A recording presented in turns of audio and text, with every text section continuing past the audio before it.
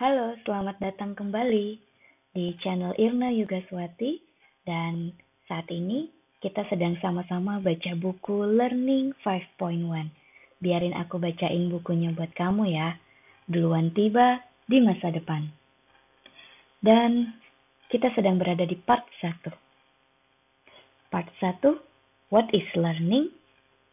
Jika Anda bertanya mengapa judul buku yang dipilih adalah Learning 5.1, bukan Learning 5.0, maka tugas penulis telah selesai setengah jalan.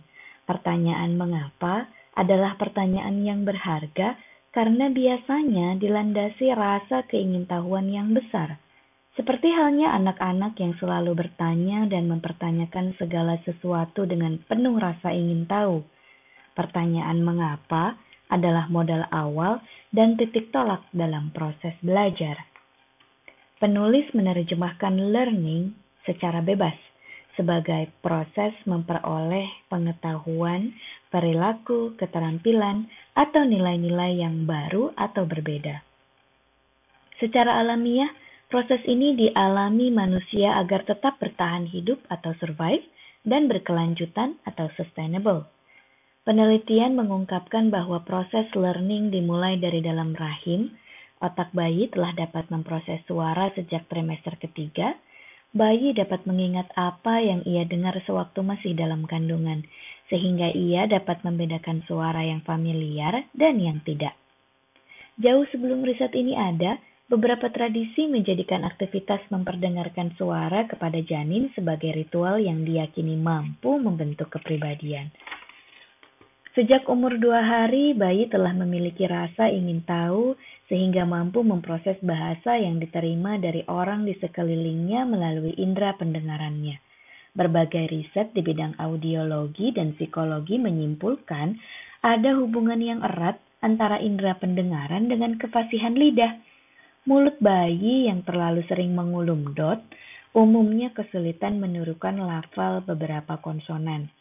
Kefasihan berbicara atau kemampuan meniru dengan baik suara yang diterimanya dalam bentuk ucapan merupakan apresiasi tersendiri bagi si bayi. Itu sebabnya banyak ahli kesehatan jiwa anak yang tidak menyarankan bahkan melarang penggunaan dot. Selain berpengaruh pada proses kognisinya atau penyerapan ilmu secara keseluruhan, juga berpengaruh pada kecepatan pendewasaan mental bayi. Dalam banyak riset ilmu syaraf neuroscience dibuktikan bahwa aktivitas fisik akan mampu meningkatkan kemampuan kognitif. Anak yang aktif secara fisik, gerakan tubuh ataupun berbicara, lebih tinggi kemampuan kognisinya dibanding anak-anak yang lebih pasif. Berdasarkan fakta ini, di beberapa pelatihan yang berdurasi panjang atau memerlukan duduk seharian, pelatih biasanya menyisipkan latihan fisik ringan untuk menstimulasi otak seperti senam peragangan, bernyanyi, atau sesederhana menyarankan kepada peserta yang mulai bosan untuk menggerak-gerakan lidah dengan cukup ekstrim. Aktivitas fisik selain mampu menstimulasi otak, juga berpengaruh pada kualitas keingintahuan atau curiosity. Jadi, anak yang aktif umumnya memiliki keingintahuan yang lebih tinggi dibanding temannya yang cenderung pasif. Keingintahuan merupakan modal dasar mengapa seseorang belajar. Keingintahuan mendorong seseorang untuk memulai sesuatu, mengalokasikan energi secara fokus, mengobservasi, dan mempelajari lingkungan melalui sensor inderanya. Dan yang terpenting, semua hal tersebut berpengaruh pada kualitas belajar seseorang. Lalu, mengapa learning? Learning, sesuai dengan argumentasi yang disampaikan sebelumnya, adalah kapasitas alamiah manusia untuk bertahan hidup. Adaptasi merupakan hal pertama dan utama mengapa seseorang belajar. Bayi belajar mencari puting susu ibunya agar ia tak kelaparan. Ia juga belajar merangkak lalu berjalan hingga mampu berlari untuk mendekati objek-objek yang menarik perhatiannya atau menjauhi yang tidak disukainya. Bayi belajar memahami suara, lalu belajar menirukan suara agar ia bisa menyampaikan keinginan dan kebutuhannya.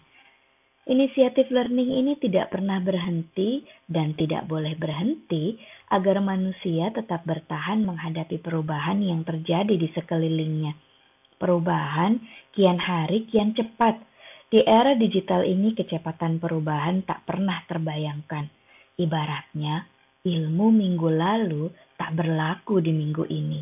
Ilmu minggu ini sudah kadaluarsa di minggu depan.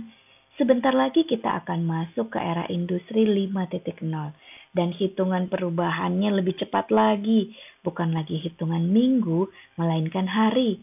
Setiap hari manusia perlu beradaptasi agar tetap bertahan dan tidak tertelan perubahan zaman. Kecepatan perubahan dan berbagai dampaknya saat ini populer dipadankan dengan istilah disrupsi.